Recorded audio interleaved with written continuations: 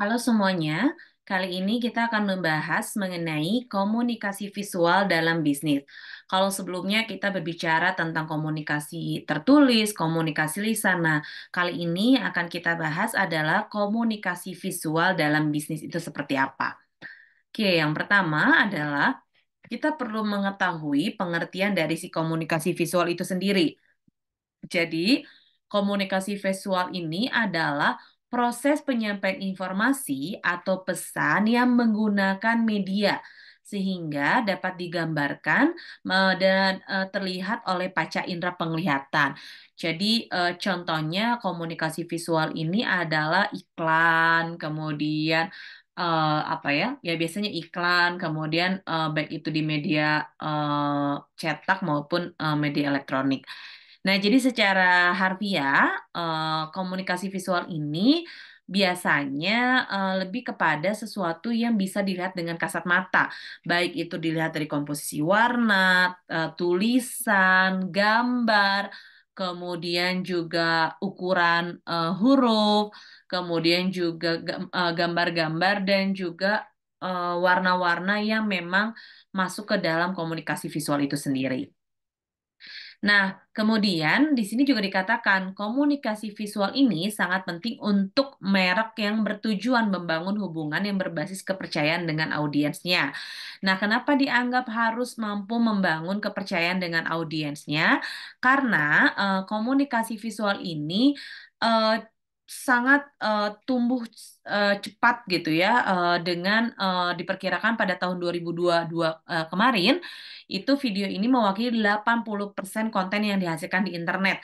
Makanya kenapa muncul yang namanya konten-konten creator di internet ya alasannya karena memang orang-orang itu lebih cenderung senang melihat sesuatu yang menarik perhatian, misalnya komposisi warna yang menarik, kemudian tulisan, desain, kemudian pemilihan ukuran huruf, selain itu juga tampilan-tampilan baik audio, gambar, dan lain sebagainya. Sehingga komunikasi visual ini dianggap penting dapat membangun merek atau citra dari si perusahaan itu sendiri. Nah, saat ini perlu diketahui bahwa hampir 84% semua pemasaran itu melalui konten, baik itu gambar, GIF video, infografis, kemudian juga di mana makanya kenapa kalau misalnya perusahaan-perusahaan itu lebih memilih melakukan endorsement gitu ya dengan selebriti-selebriti atau influencer-influencer yang memiliki jumlah follower yang sangat banyak. Kenapa ini dilakukan?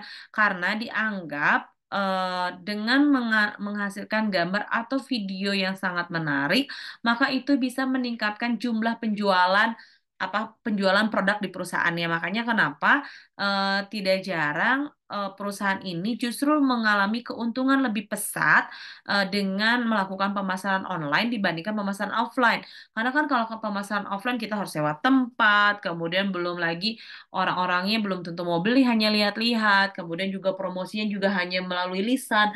Nah, tapi kalau misalnya komunikasi visual ini, kita hanya cukup duduk di rumah, scroll-scroll, kemudian apa ya, tinggal lihat barangnya dan kita pasti akan tertarik gitu ya untuk melakukan atau membeli si produk yang ada. Nah, ini dikatakan bahwa justru mengalami keterlibatan gitu ya sehingga 650% lebih banyak daripada sorry 65% lebih banyak dari orang-orang yang melakukan pemasaran itu sendiri secara offline.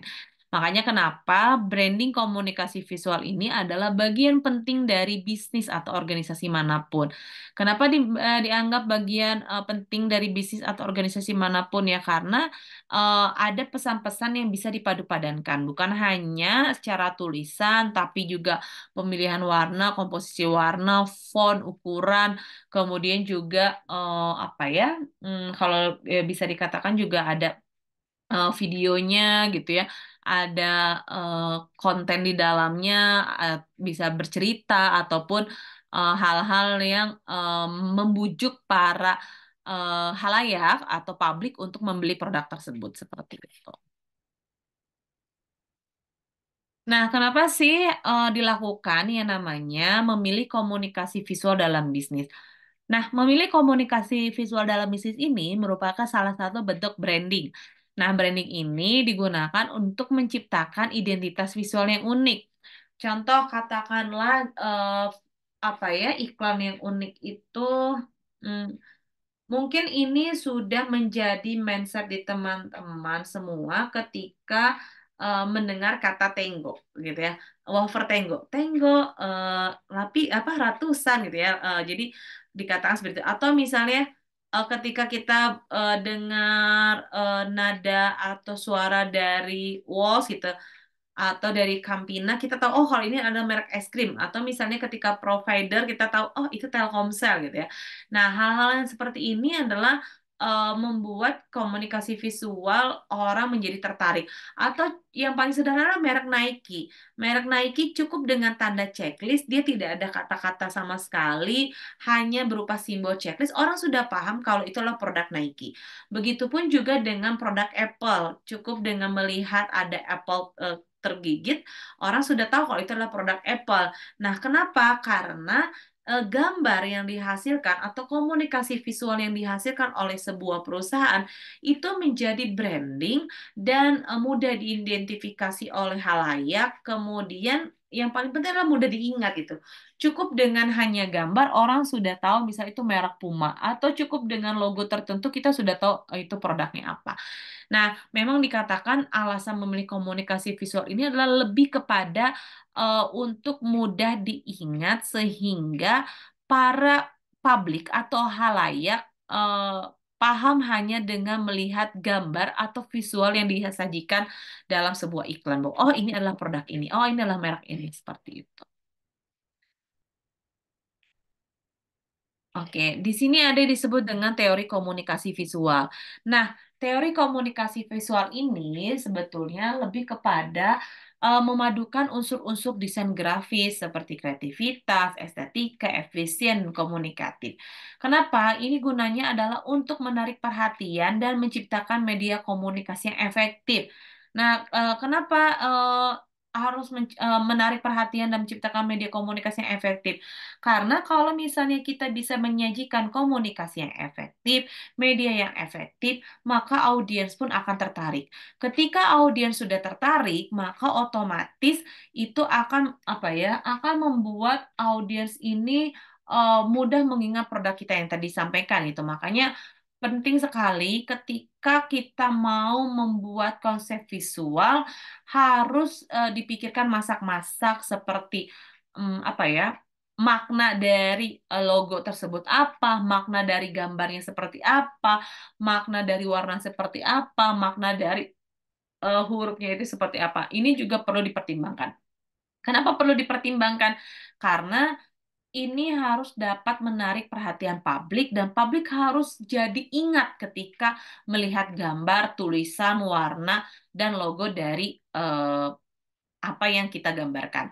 Itu yang disebut dengan teori komunikasi visual. Karena harus memadukan antara grafisnya, komunikasinya, kreativitasnya, dan estetikanya. Jadi, makanya kenapa orang ketika menggunakan komunikasi visual tentu akan membayar jauh lebih mahal dibandingkan dengan eh, mm, bahasa tulisan gitu ya kan soal hanya komunikasi tertulis.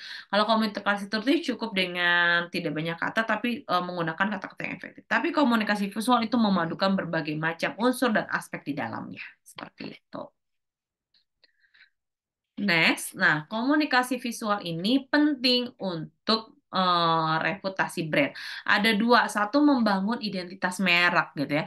Kalau mereknya sudah terbentuk, maka citranya juga sudah terbentuk. Kalau citranya sudah terbentuk, berarti sudah bisa dikenali oleh masyarakat atau publiknya. Ketika masyarakat sudah mengetahui ini gitu ya, publiknya sudah mengetahui hal ini, maka otomatis si dari perusahaan tersebut sudah terbentuk dengan cukup baik. Kalau misalnya sudah terbentuk dengan cukup baik, maka orang akan mudah mengingat produk-produk dari perusahaan kita dan juga dapat mempengaruhi emosi. Mempengaruhi emosi itu bisa jadi orang jadi tertarik kan, wah ini menarik ya, wah ini cute ya, wah ini manis ya, wah ini logonya simple, atau wah ini logonya sangat abstrak dan lain sebagainya, oh ini gambarnya. Nah, mempengaruhi emosi itu seperti itu. Ada rasa dari para publik yang menjadi antusias ketika melihat brandnya kita. Makanya kenapa banyak sekali elemen-elemen yang ada dalam merek tersebut gitu ya. Bagaimana desain logonya, kemudian juga apa tipografinya, palet warna dan gambar. Karena tadi kita harus membangun dua hal yaitu identitas merek dan juga mempengaruhi emosinya seperti apa supaya orang menjadi tertarik dengan produk kita seperti itu. Nah, kemudian selanjutnya di sini dikatakan juga ada jenis branding komunikasi visual. Jadi yang perlu kita ketahui, jenis branding komunikasi visual itu satu, harus ada warna. Nah, warna ini gunanya untuk apa? Warna ini gunanya adalah mengkomunikasikan emosi atau pesan. Jadi kita seringkali mengatakan kalau misalnya warna merah itu menunjukkan bahwa keberanian. Jadi artinya eh, keberanian. Jadi artinya di sini dikatakan bahwa si komunikasi pesan ini tuh, sorry, dikatakan bahwa branding dari perusahaan ini tuh berani gitu ya. Makanya dipilihlah warna merah atau putih. Oh, dikatakan bahwa eh, bersih dan lain sebagainya. Jadi warna ini penting. Kemudian ada font, ini untuk menekankan kata atau frasa tertentu. Nah, font atau kata frasa tertentu ini juga penting dilakukan. Kenapa penting dilakukan? Eh, karena ini gunanya adalah untuk mengetahui kira-kira apa saja kata-kata atau huruf-huruf yang perlu ditekankan, sehingga seperti itu. Kemudian juga ada gambar. Nah, gambar ini adalah untuk menjelaskan atau memperjelas pesan. Nah, kenapa orang ini akan tertarik melihat font yang tidak rumit gitu ya, misalnya seperti kaligrafi. Nah, ini juga agak sulit. Jadi gunakan font yang jelas, bold, sehingga orang mudah merecognize, mudah apa ya, mengenali gitu ya dari si font produk atau perusahaan kita. Kemudian juga gambarnya juga pastikan gambarnya juga mudah dipahami gitu ya. Kayak brand Nike cukup dengan tanda checklist ya berarti sudah jelas gitu pesannya bahwa checklist ini menunjukkan kata iya, maka oke, apa apa ya, ada filosofinya bahwa si brand ini, logo ini tuh hanya milik Nike. Atau misalnya seperti Apple, gambarnya jelas gitu dan itu pasti ada filosofinya. Jadi nanti bisa dicek ya. Nah, tata letaknya juga sama. Tata letak ini adalah gunanya untuk memahami dan menyerap informasi. Nah, apa yang dimaksud dengan memahami dan menyerap informasi? Memahami dan menyerap informasi di sini adalah lebih kepada ketika kita meletakkan gambar atau font tidak berantakan tapi terstruktur rapi, mudah dilihat oleh publik gitu ya, mudah dipahami oleh publik, ini menjadikan salah satu branding yang sangat kuat bagi perusahaan. Makanya kenapa nyaris mayoritas logo-logo itu pasti di tengah, kemudian tagline-nya ada di bawahnya. Karena kenapa? Mudah dilihat dan mudah dipahami. Tapi tidak jarang juga banyak yang menaruh logonya di sudut kanan atas atau di sudut kanan kiri, seperti itu ya. Nah, selanjutnya, komunikasi visual ini juga perlu dalam company profile, iklan korporat. Kenapa? Karena dengan adanya komunikasi visual dalam company profile, membuat klien atau rekan bisnis kita menjadi tertarik dengan presentasi bisnis kita. Kenapa dianggap tertarik dengan presentasi bisnis kita? Karena di situ terdapat warna, ada gambar-gambar kegiatannya, kemudian yang fontnya jelas, nggak rumit, nggak ganti-ganti font berkali-kali. Kemudian juga selain itu juga sangat enak dilihat dengan apa tulisan yang sangat rapi. Makanya kenapa di materi sebelumnya dikatakan bahwa komunikasi tertulis itu harus sangat efisien dan efektif. Nah, ini bisa diimplementasikan dalam komunikasi visual dalam company profile-nya. Sehingga ketika kita bekerja sama dengan klien, kemudian klien melihat company profile kita, wah tertarik nih saya mau invest, oke deh kita kerja sama dan lain sebagainya. Karena kenapa? Karena komunikasi visual yang ada di dalamnya itu menarik dan menginformasikan kondisi dari perusahaannya. Seperti itu. Nah, di sini juga dikatakan dalam komunikasi visual itu perlu menggunakan infografis. Nah, infografis ini adalah sejenis timeline atau perjalanan yang dilalui oleh perusahaan gitu ya, seperti itu.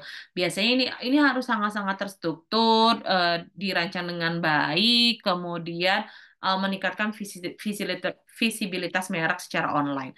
Nah, kenapa? Karena infografis ini biasanya akan dipublish melalui internet dan bisa dilihat oleh publik gitu ya. Apa saja pencapaian yang sudah dicapai, kemudian sejak kapan berdiri, bagaimana bisa bertahan sampai saat ini, produknya apa, jasanya apa, kenapa bisnis ini bisa berkembang. Nah, infografis ini adalah informasi perusahaan selama berdiri sampai dengan sekarang sehingga bisa dilihat dengan cukup baik dan dipahami bahwa perjalanan yang dilalui oleh perusahaan ini panjang seperti itu. Nah, selanjutnya pastikan juga pesan mudah dipahami. Komunikasi visual bukan hanya berfokus kepada gambar, font, warna, ukuran, dan lain sebagainya, tapi juga ada konten di dalamnya. Konten berupa tulisan-tulisan ini penting sekali dibuat sangat efektif dan efisien sehingga mudah dipahami.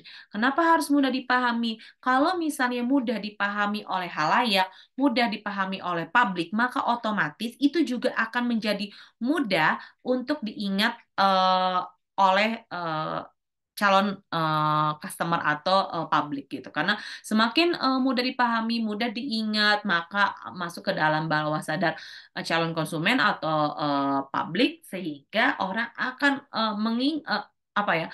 Orang tidak perlu lama untuk mengingat brand atau produk kita karena ketika mereka melihat gambar atau kata-kata dari tagline perusahaan kita, mereka sudah notice bahwa itu adalah produk atau produk atau merek dari perusahaan kita seperti itu. Itu deh yang ada dalam komunikasi visual. Seperti biasa, kalau ada hal yang tidak dimengerti, nanti silakan ditanyakan di dalam kelas. Terima kasih.